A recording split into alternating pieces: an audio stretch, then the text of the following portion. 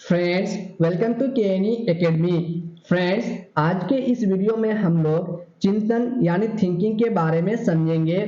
Thinking, reasoning and problem solving, जिसे हिंदी में सोच, तर्क और समस्या का समाधान बोलते हैं, इसके बारे में समझेंगे।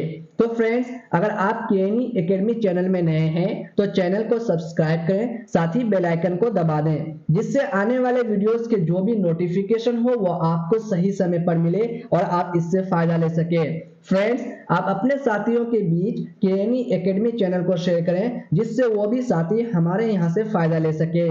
फ्रेंड्स, आप वीडियो को अंत तक देखेंगे तो वीडियो से आप फायदा लाभ ले सकते हैं। तो फ्रेंड्स, चलते हैं आज के वीडियो को देखते हैं। चिंतन, थिंकिंग और रीजनिंग के बारे में समझते हैं कि क्या होता है। सबसे पहले फ्रेंड्स, हम लोग चिंतन यानी थिंकिंग के बारे में समझेंगे कि चिंतन थिंकिंग क्या होता है। किसी भी समस्या का समाधान करने के लिए हमारे मन में जो विचार उत्पन्न होते हैं वही विचार थिंकिंग कहलाता है, यानी चिंतन कहलाता है। फ्रेंड्स, किसी भी समस्या का समाधान करने के लिए हमारे मन में, हमारे मस्तिष्क में, हमारे माइंड में जो विचार उत्पन्न होते हैं, जो थिंकिंग उत्पन्न होते हैं, तो उसी को हम कहते हैं चिंतन यानी थिंकिंग कहते हैं।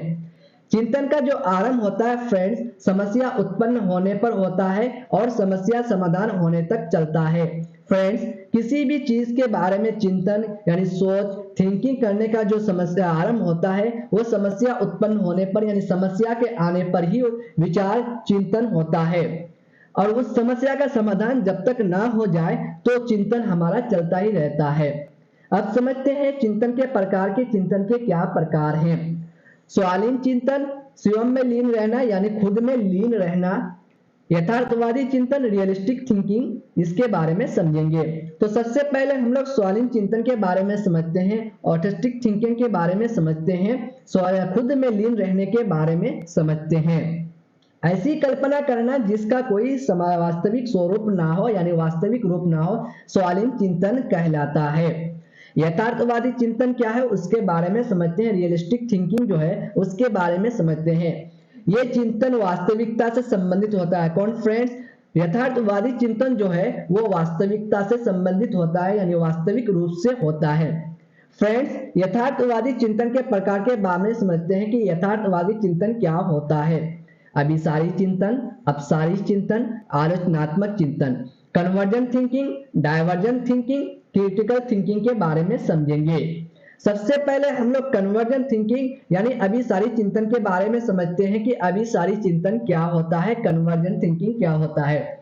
फ्रेंड्स, अभिसारी चिंतन जो है, कन्वर्जन थिंकिंग, इसमें समस्याएं एक ही बिंदु पर केंद्रित होती है और समस्या का एक ही समाधान होता है। किसमें फ्रेंड्स? अभिसारी चिंतन यानी कन्वर्जन थिंकिंग में जो है समस्या जो होती है वो एक ही बिंदु पर केंद्रित होती है और उस समस्या का जो समाधान होता है एक ही होता है, जो क्लोज इंडेड कहलाता है। जैसे एक बच्चा को बोला जाए कि भारत की राजधानी क्या है तो वो बताएगा दिल्ली, या उसे बताया जाए कि बिहार की राजधानी क्या है तो वो बताएगा पटना। तो उसका क्या है कि वो एक ही समस्या का जो बिंदु है, समस्या जो केंद्रित है, उसका जो प्रश्न का उत्तर है एक ही बिंदु पर रह गया। तो इसके द्वारा खोजा हुआ समाधान क्या है? बंद अंत यानी क्लोज इंडेड होता है, क्लोज इंडेड वाला होता है। अब चलते हैं अपसारी चिंतन के बारे में समझते हैं कि डायवर्जन थिंकिंग क्या है उसके बारे में समझते हैं। इसमें समस्याएं एक ही बिंदु पर केंद्रित नहीं होती है। फ्रेंड्स, डायवर्जन थिंकिंग यानी अपसारी चिंतन में जो है समस्याएं एक ही बिंदु पर केंद्रित नहीं होती है। जैसे एक बच्चा को बोला जाए कि दिल्ली की विशेषता के बारे में बताओ, बिहार की विशेषता के बारे में बताओ, तो ये क्या है? डायवर्जन थिंकिंग है, अपसारी चिंतन है। इसमें समस्या को कल्पना शक्ति एवं सृजनात्मक का प्रयोग करके कई प्रकार से किया जा सकता है हल। जैसे गुजरात की विशेषता क्या है इसके बारे में बताया जाए तो इसके बारे में जब बच्चा बताने लगेगा तो वो डायवर्जन थिंकिंग यानी अपसारी चिंतन के अंतर्गत आएगा। इसके द्वारा खोजा हुआ समाधान मुक्त अंत ओपन इंडेड वाला होता है। किसके द्वारा फ्रेंड्स? अपसारी चिंतन यानी डायवर्जन थिंकिंग द्वारा खोजा हुआ जो समाधान होता है ओपन इंडेड होता है, यानी जो कन्वर्जन थिंकिंग है वो क्लोज इंडेड होता है और डायवर्जन थिंकिंग जो है वो क्या है? ओपन इंडेड होता है। अब समझते हैं आलोचनात्मक चिंतन क्या है, क्रिटिकल थिंकिंग, इसके बारे में। गुण और दोषों को देखते हुए किसी बात को स्वीकार करना आलोचनात्मक चिंतन कहलाता है। फ्रेंड्स, गुण और दोष को देखते हुए किसी भी बात को स्वीकार कर लेना क्या कहलाता है? क्रिटिकल थिंकिंग कहलाता है। आज समझते हैं चिंतन के प्रकार को। चिंतन के जो सामान्य प्रकार है उसके बारे में समझते हैं। प्रत्यात्मक चिंतन, कंक्रीट थिंकिंग, मूर्त, जो चीजें दिखाई देती है उनके बारे में चिंतन करना प्रत्यात्मक चिंतन कहलाता है। यह चिंतन जो है निम्न स्तर का होता है। फ्रेंड्स, किसी भी चीज को देख करके उसके बारे में विचार करना क्या कहलाता है? कंक्रीट यानी प्रत्यात्मक चिंतन कहलाता है। ये जो चिंतन है, मूर्त चिंतन जो है निम्न स्तर का होता है। अब समझते हैं अब्स्ट्रैक्ट थिंकिंग यानी प्रत्यात्मक चिंतन क्या होता है, अमूर्त चिंतन उसके बारे में समझते हैं। जो चीजें दिखाई नहीं देती है उनके बारे में विचार करना प्रत्यात्मक चिंतन कहलाता है। यानी फ्रेंड्स, जिस चीज को देख करके हम विचार करते हैं वो क्या कहलाता है? प्रत्यात्मक चिंतन कहलाता है। और जिस चीज को हम देखे बिना ही चिंतन करते हैं, विचार करते हैं उस चीज के बारे में, तो वो क्या कहलाता है? प्रत्यात्मक चिंतन कहलाता है, यानी अमूर्त चिंतन। अब समझते हैं काल्पनिक चिंतन क्या है उसके बारे में। पूर्व अनुभव के आधार पर जो हम कल्पना करते हैं काल्पनिक चिंतन कहलाता है। फ्रेंड्स, पूर्व अनुभव यानी पहले से जो अनुभव रहता है उसके आधार पर हम जो नए तरीके से सोचते हैं, नए चीजों पर विचार करते हैं, कल्पना करते हैं, तो क्या कहलाता है? काल्पनिक चिंतन कहलाता है। अब समझते हैं तार्किक चिंतन क्या है, लॉजिकल थिंकिंग, इसके बारे में।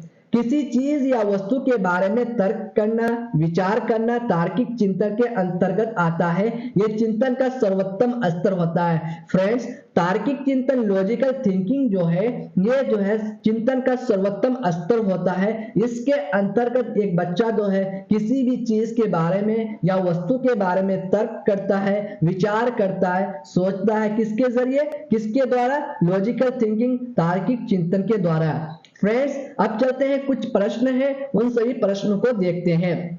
निम्न में से कौन चिंतन में अति आवश्यक रूप से सम्मिलित नहीं होता है? फ्रेंड्स, आप प्रश्न के अंदर लास्ट में आप एक चीज पर ध्यान दीजिएगा हमेशा कि आपको जो नहीं वाला यानी नेगेटिव क्वेश्चन जो पूछा जाता है उस पर आपको गौर से ध्यान देना है।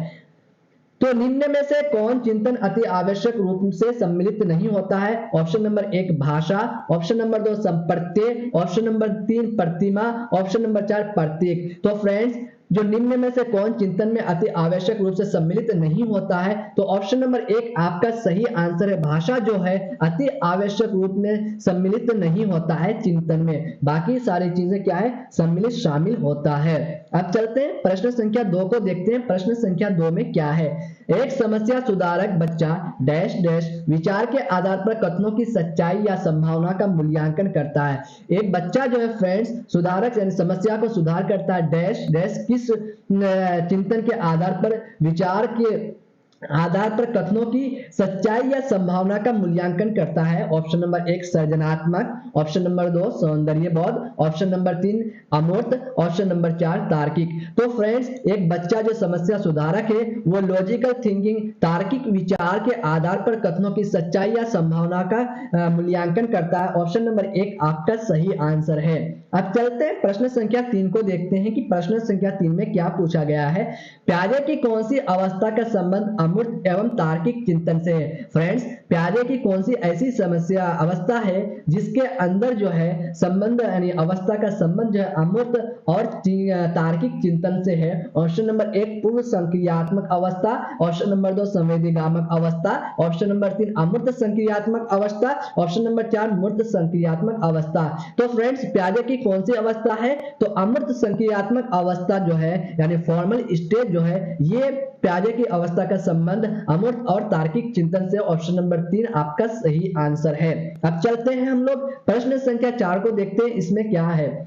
आगमनात्मक तर्क के स्तरों में कौन सा शामिल नहीं है? फिर से आपको नेगेटिव क्वेश्चन देखने को मिल रहा है, नहीं यानी नॉट नहीं है। आगमनात्मक इंडक्टिव रीजनिंग में शामिल यानी स्तर में शामिल नहीं है। ऑप्शन नंबर 1 अवलोकन, ऑप्शन नंबर 2 प्रयोग, ऑप्शन नंबर 3 सामान्यकरण, ऑप्शन नंबर 4 कल्पना। तो फ्रेंड्स इंडक्टिव रीजनिंग में जो शामिल नहीं है वो ऑप्शन नंबर 4 आपका सही आंसर है, ऑप्शन नंबर 4 कल्पना।